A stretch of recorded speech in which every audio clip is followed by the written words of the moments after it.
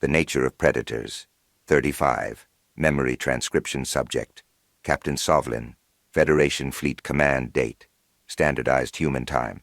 October 6th, 2136.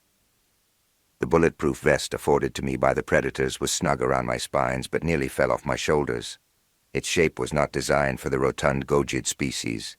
The slender curvature of the human spine was a polar opposite, evolved for grace and flexibility. I knew the armor might save my life, but I wish I waited longer to don it.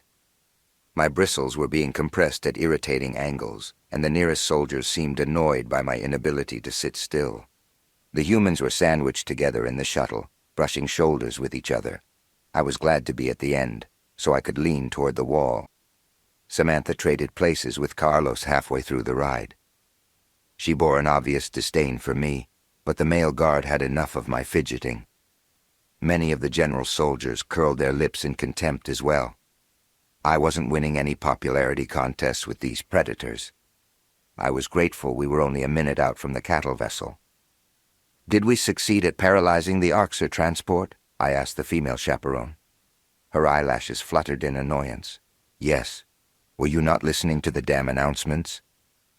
"Relax, Sam. It was an innocent question," Carlos sighed. "I'm sure he just zoned out." "You feel sorry for the racist war criminal?" a soldier called out. I saw a few humans nod their heads in agreement, which caused me to lower my gaze. There wouldn't be many tears shed by anyone other than the UN brass if the Arxur gunned me down today. Not that I blamed them. An honorable death wasn't the worst thing I could think of. Dying scared me more than death. I wish I had a weapon, so I could actually help.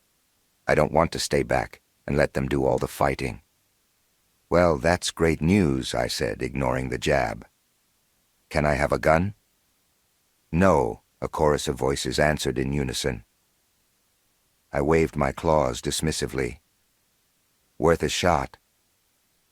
The shuttle lurched beneath my paws, and my vest pressed harder against my spines. There was going to be some light bruising tomorrow if I lived past this battle. Our craft latched onto an Arxer wing, attaching itself to the immobilized transport. We inched forward so that our airlock stood across from theirs. A vac-suited predator slipped into our emergency airlock, and I strained to see his movements through the window. The Terran unfurled a walkway on our side, then floated across to the Arxer vessel with a gentle push. All that tied him to us was a thin rope on his waist. He tested a red lever with a feeble hand, and confirmed that it wasn't locked. The human nodded to himself and used some sort of suction technology to adhere the tunnel to the enemy ship. His feet clicked onto the ground as the artificial gravity initiated. Once the corridor was sealed from the vacuum, he raised his thumb to the rest of us. I didn't understand the signal, but the others took it as a go-ahead. The UN soldiers trundled out of the ship, wielding massive rifles. While the predators possessed few natural gifts, they were saddled with a truckload of gear. Their warriors were clad head to toe in black armor, including a hard shell atop their heads. Once they shoved reflective goggles over their eyes, humans looked like homogeneous, impassive machines. "Stick behind us, Sovlin." Samantha rose to her feet, falling into the rear of the pack. "We can't leave you here to get captured. Take cover and stay out of the way till you're needed." Silence fell over our entourage as the primates crossed the cattle ship's threshold. I couldn't help but notice the humans' slinking posture, as though they were stalking prey in a shaded forest. They were crouched to a fraction of their normal height, with steps that were furtive and calculated. Their guns swiveled in every direction, searching for a target to pounce on. With a hint of reluctance, my paws followed them down the tunnel. There were some short bursts of gunfire as they pumped a few unprepared Arxer full of lead. I suppressed a chuckle, knowing it would make me seem deranged. The enemy would raise the alarm now, but I relished that we got the drop on them. My attention switched to the reptilian interior, taking mental notes of its facilities. The Federation would kill for intelligence like this. The atmosphere was musty, but the lighting was rich and plentiful. The hygiene of the enemy ship surprised me as well. It didn't reek of rotten flesh or blood. I guess those savages understood basic disease transmission after all. We followed the entryway a few hundred paces before we reached a bend in the path. The team leader poked his head around the corner and immediately recoiled. A barrage of bullets decimated the wall, where his shell cap poked out moments earlier. He ducked back behind cover, hugging his weapon to his chest. 8 or 9 hostiles arming themselves and taking positions, he hissed. They're waiting for us. We have more numbers than that, but the Arc-Sur have a clear line of sight. They're going to nail us as soon as we advance. A human rolled a metal canister across the floor, which released a milky plume of smoke. Irritants dispersed through the hallway, and I squinted to see anything. There was no way the Arc-Sur could determine our position if I could barely see my claws in front of me. Shrouded in the haze of silver mist, the Terrans stepped out from behind their refuge. The Arc-Sur sprayed bullets in our direction, hoping to connect with something. These sounds helped the humans key in on their positions, and they spewed their own rounds back in return. Terrans seemed to fare better in low visibility, with their remarkable adaptiveness. The silhouetted movement I glimpsed in the mist suggested a few Greys were hit. As the smoke dissipated, the primates sprang toward any makeshift shelter they could find. Carlos pulled me behind a supply cart and popped his gun over the top. Samantha sprawled on the floor beside him. Her hands were steady as she gazed down the scope and fired at an Arc-Sur attempting to fall back. I didn't know the Greys could retreat. I imagine down that main staircase we'll find living quarters, the cattle pens, and the bridge, Samantha growled. They don't want us to get to anything vital. The female human stood to get a better look and inched forward to join another UN cluster. My eyes drifted to the Arc-Sur she shot, who was bleeding profusely. The enemy bastard was still twitching until another Terran soldier unloaded a clip into its head. That was overkill, but hey, I wasn't judging. Samantha caressed her rifle with a gloved hand and waved for Carlos and I to follow. Hesitant as I was to move, the handful of hostile survivors were regrouping with their brethren. The Terrans blinding every combatant caught the Arc-Sur off guard. It forced them to make concessions and await backup. The Greys haven't fought a true enemy in a long time, have they? I mused. They haven't been on the back foot for a second in this war. Our weakness has made them complacent. There was no sound from the presumed Arc-Sur position, and I guessed they were lying in wait. The UN contingent advanced with caution, creeping toward the stairway. Their boots glided across the metal, as light as the patter of rain. Whether they were coached by instinct, training, or generational experience, I did not know. A grating voice rumbled over the PA. "Greetings, fellow hunters. I take it you don't appreciate that we, stole your catch." Several human predators startled, and their attention shifted overhead. My jaw almost dropped to the floor. The Arc-Sur never conversed so eloquently with us. We translated their dialects at first contact, but I couldn't remember them enunciating anything but vulgar threats in my lifetime. It was incredible that they had words for greetings or appreciate. We would have offered to split the hall if we realized our intrusion sooner, the Arc-Sur continued. You made things much easier for us, and we're not entirely ungrateful. You already learned that Gojids make excellent slaves, judging by your companion. I bared my teeth, incensed that this monstrosity thought I was a human plaything. While I was a Terran prisoner, that was a far cry from servitude and degradation. There was nothing I had been forced to do. My presence on this mission was voluntary, and my treatment was fairer than I deserved. Carlos nudged me, pointing to a blinking red light on the ceiling. There was a camera tracking our movements and granting the enemy a full view of our advance. He raised only his middle finger, and several of his counterparts copied the gesture. I didn't understand what that meant either, but I guessed it was something hateful. "Go fuck yourselves," the male guard shouted. Probably that. Note to self. To be a young race again. Let's get that aggression out of our systems. Then after, we should pool our resources to bring the lesser species to heel. The reptile sounded almost disappointed, as though it would enjoy a test of strength. Anything else would be wasteful when our interests are aligned, As loathsome as sharing is, there's enough food to go around. Did those demons just offer to ally with humanity against the Federation? My blood boiled at the thought.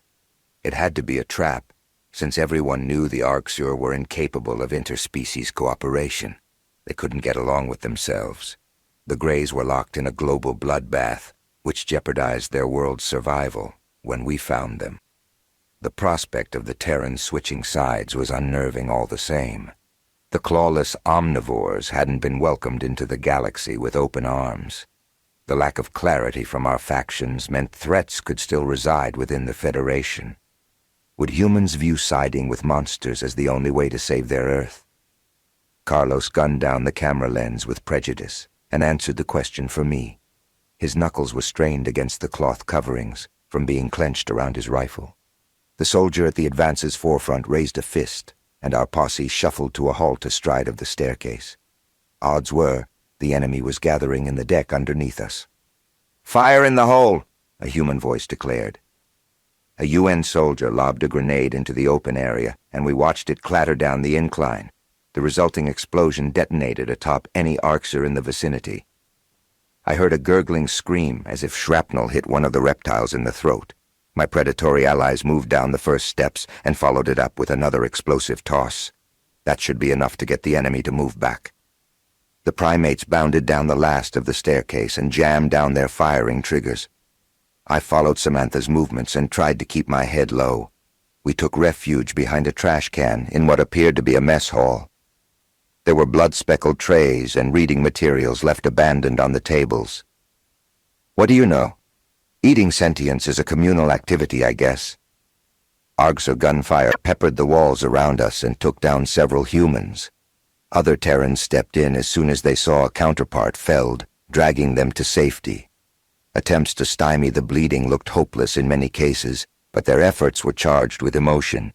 It was mind-boggling how a Predator's warrior class could forge such deep bonds. How they could even think of their fellow man during the insanity of battle was beyond me. The amount of Arxur tickled every flighty urge in my DNA, and overstimulation made my head swim. This wasn't at all like my revenge fantasies. I was helpless without any weapon if one of them lunged at me. I could sense several reptilian eyes on me.